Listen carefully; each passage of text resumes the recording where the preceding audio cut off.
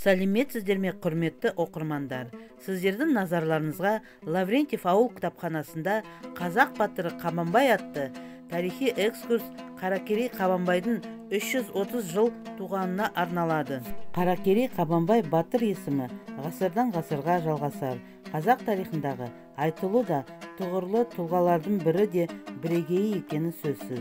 Дарынды тұлға, күрескер, намысты да қайратты, халқының азаттығына сүбелі үлес қосқан батыр есімі бүгінгі патриотизмді насихаттауға, елдік отаншылдық санымызды қалыптастыруға, өткен тарихымызға деген құрметімізді арттыруға септігін тигізген өнегелі іс.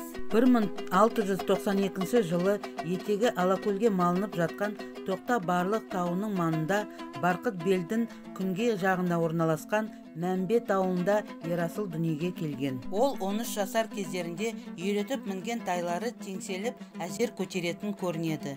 Ерасылдың аяқтары мініп келе жатқан тайының еңселігіне қарамай жер сызып отырады екен. Батыр бабамыздың жеңгелері еркелетіп қойған есімі Нарбала.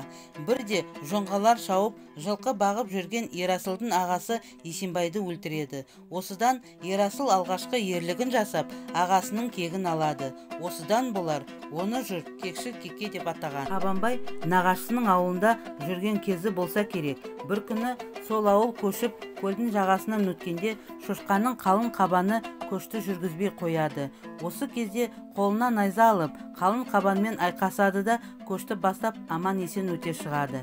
Бала жиеннің батырлығына сүйсінген нағашысы батасын беріп, ай қарағым-ай, қабаным-ай деп атайды.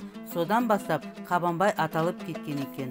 Қазақ жерлерін жоңғарлардан босату үшін болған ірі соғыстарда асқан ерлік көрсеткен үшін Абылайхан жарлығымен Дарабоз батыр атанған. Қабанбай батыр ханнан кейінгі екінші тұлға, маңызды адам болғасын болар. Жұртшылық батыр бабамызды хан батыры деп атаған. Ол өзінің өмірінде 100-ден астам шайқасқа қатысып, ондаған жекпе-жекте қарсыластарына дес бермеген. 1726 жылы Әбілқайыр бастаған әскерлер Бұланты өзенінің жағасында Қара Сиыр деген жерде қалмақтарға қарсы соққы берді. Бұл шайқас кейін тарихта қалмақ қырылған соғысы деп аталады. 1729 жылы көктемде Балқаш көлі маңында тағы соғыс басталады. Бөгенбай, Қабанбай, Наурызбай сияқты батырлар бастаған қазақ жасақтары жоңғарларға аяусыз соққы берді. Бұл жер кейін Аңырақай деп аталып кетті. 1745-1755 жылдар арасында бірнеше ірі шайқастар болады. Сондай шайқастардың бірі Шорға соғысы, 80 күнге созылады. Екіншісі Шаған шайқасы, 1,5 жылға созылады.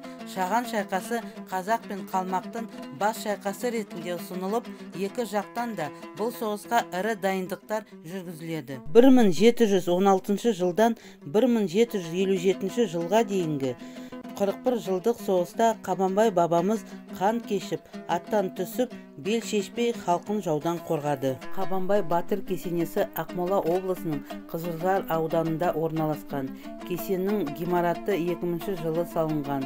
Сол күннен бастап Астана қаласының жерінде Қазақстан тарихтан жан-жақтан келетін киелі жерінің біріне айналған. Алматы облысындағы бұрынғы Андреев ауылында, Шығыс Қазақстан облысының Үржар ауылында, Жарбұлақ ауылында, Алматы, Семей, Өскемен, Талдықорған қалаларындағы бір көшеге, сондай-ақ Аякөз қаласында орналасқан танк дивизиясына Қабанбай есімі берілген.